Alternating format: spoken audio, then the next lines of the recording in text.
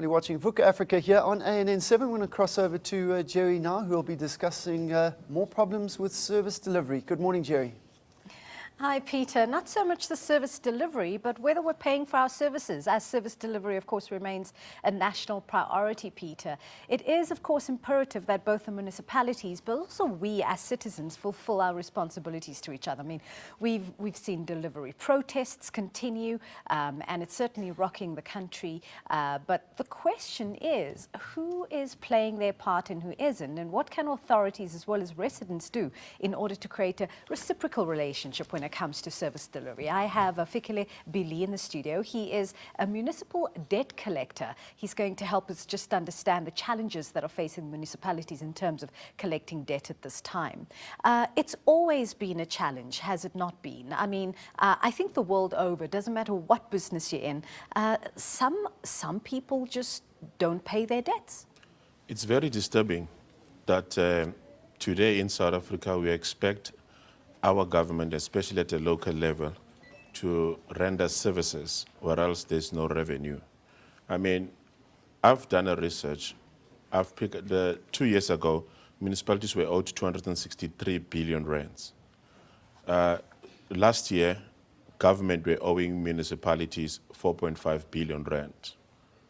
Today, people, when they don't want to pay municipal services, they go on the streets and protest. But tomorrow they expect municipalities to build roads. They expect municipalities to put infrastructure, which is impossible with the minimum budget allocations that they receive from province and national. What do you mean when you say that government owed municipalities 4.5 billion a year ago? It's not only the residents who are owing, government is also owing municipalities. And in order for us, you cannot be on top and not pay down there, but you want to give instructions down there to the people to deliver where else you don't deliver. I mean, it's not a secret. Government owes local municipalities quite a lot of money. And what makes it disturbing, I'm in the environment almost daily. You find that government have a tendency to negotiate with municipalities that, no, don't cut us off services, don't do this, we'll pay you, you know. And for the fact that municipalities are small departments, they are afraid of government, for instance, like public works. That's where I come in. If government owe municipalities money, I'm going to get that money for the municipality, because we cannot have a municipality sitting there being criticized by the community and business at large. At the end of the day, the same government doesn't pay. It doesn't work that way. And of course, it's like with any business. I mean, the money needs to roll in for you to continue being in business and therefore delivering the services that need to be delivered. Most definitely. Let me make you an example what we did as Zandile Management Services. We had a situation in the Free State whereby the municipality of Mafube appointed us to collect their debt. And then we sat down with the council and the mayor, Mr. Sigasa. We said, look, it is a poor area. What are we going to do in order to see to it that people come voluntarily forward and pay? Then we launched an Operation Patala, which was quite very successful, where we fill up the stadium and people came, and then we addressed our people, explained to them the importance of paying for municipal services. Because if you go back in history, during the apartheid, we were taught not to pay for services. Now we were banned, but we forgot to be unbanned. Now that's what we do as Zandile. We'll go to the township and rehabilitate our people, get together with our people, do door-to-door campaigns, encourage them to come forward and make arrangements with municipalities. We are also a company that is working in Madibeng, where there is currently a problem. We did approach the municipality to do the same strategy 5 months ago in order to explain to the people that services will not come overnight, but at least let's try and pay, trying to bring the municipality closer to the people, you understand, in order to diffuse all the service delivery protests. But fortunately, with us as the debt collectors for municipalities, we don't blacklist our people, for instance. We don't forfeit people's assets. What we do, we rehabilitate our people. So we did it successfully in Frankfurt, Mafube municipality. There's never been a service delivery protest. We've done it successfully in Mpumalanga, in Umkhonto municipality, where we managed to get a number of people with a radio station into the stadium in Piet Retief. Till today, there's never been a service delivery protest. What our people want, they want respect. Okay, so basically we're saying is that service delivery is not just about municipalities not being able to deliver services. It's about them being able to afford to deliver services. You know, Gary, if you look at the Auditor General's report, you will see a lot of municipalities get disclaimers. And some people will say municipalities don't deliver. People don't know what's going on. The reality is that municipal, for example, on the revenue side, municipal debt books are duplicated. Municipal debt books, you'll find that there are a lot of deceased people in the municipal billing system. There are a lot of indigents who are listed fraudulently in the municipal billing systems. Now, what we do normally for municipalities, will say, let's do a data cleansing for you in order to see that is Gary the relevant person to be on the municipal database as an indigent. Because Gary registered this year, 2 months down the line to get a job, the municipality doesn't know. You stay 5 years working, the next thing you don't inform the municipality. That's fraud on its own. So our people cannot go around and register themselves wrongly in order to benefit free services. I mean, for example, now, if you have seen most municipalities, in small municipalities, find that they've got 80% of indigents. How will a municipality survive if they've got 80% indigents? The mistake also is also done by municipalities. They go around and look for indigents. Sometimes we call our people, they said, I was never indigent. Gary came here and campaigned and said to me, I'm an indigent, and he registered me. I can afford. Especially the elder people, they are the ones who pay municipal services. So also, you find that municipalities are not breaking even because everybody, most of the people have breached electricity. We offer solutions for smart meters.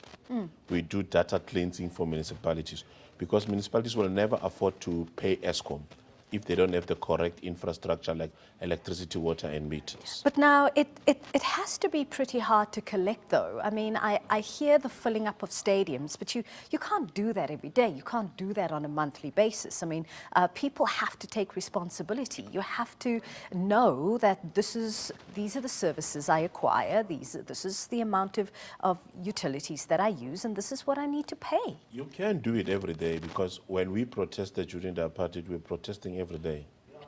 It took us time. Now we need to educate them every day. You must understand, Gary, if you haven't paid for the past 15 years, for me to rehabilitate you is not overnight. I can talk to you tomorrow. No, that's not rehabilitation. That's teaching them for the first time.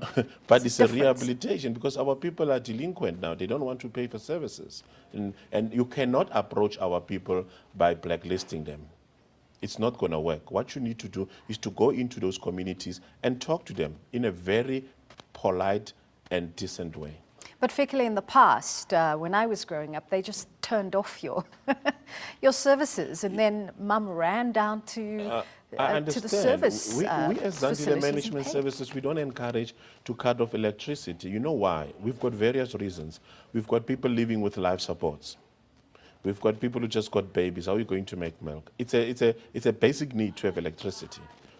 You understand? I can take that electricity away from you. What if you breach that electricity? So it's very important that we don't switch off, but we educate our people that pay for your municipal services. Fikile, are we in the situation right now where there are more people not paying municipal bills than there are people paying? Definitely. I mean, I would tell you now, I think more than 70% of South Africans don't pay municipal service. It's not only the people in the township, in the suburbs, in business, in government, everybody is owing municipalities. I mean, people are taking municipalities for granted, but they've got a tendency of standing out there and say municipalities don't deliver. For else, they are the ones who don't deliver. You cannot expect services when you don't pay. So I think we as South Africans, we must look at ourselves and say, where do we want to be as a country? Do we always want to point fingers at people? No. I made it my own business to see to it that I go to my own people and teach them. For example, in the township, that's where I come from. I know the culture of non-payment is quite very huge. And so what is it that needs to happen at this time? Because it seems as though it's a bit of a double-edged sword. Communities are not paying for services. Government is not paying what they owe to municipalities. And yet there would be, to some extent, be an expectation that national government supports the local municipalities in getting the non-payment funding in from society. So, I mean, who do you go to for support if you're a local municipality?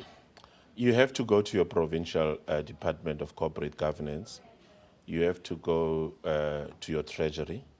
But I would advise municipalities, should they have problems with revenue, they should contact Zandile Management Services, because we have systems in place that will help municipality to recover revenue without a sweat. We've got strategies in place that will make sure that municipalities don't lose revenue. I mean, we are the first black company that will be assembling electricity and water meters in Mpumalanga, in South Africa, which whereby we'll be using Mpumalanga as the gateway to Africa, to South Africa and other parts of the world to supply electricity meter that will cut revenue. I mean, I was in Brazil a few months ago, the same thing there. They don't have revenue. I went to do a revenue enhancement strategy for them. They're also bridging electricity. It's not only in South Africa, it's even worse in the Southern America. The bridging issue, of course, from a non-payment perspective is an issue. But there, are we beginning to help communities understand the physical dangers of bridging? That's why you see, that's why it's good to have me, because I don't think I don't think municipalities got that capacity to teach the people not to bridge. That's where we come in as Zandile Management Services. We go in and educate our people the importance of not stealing municipal electricity. So one of the challenges that we have faced over the last little while, and I discussed this on ACE today morning as well, is the fact that service delivery is a problem.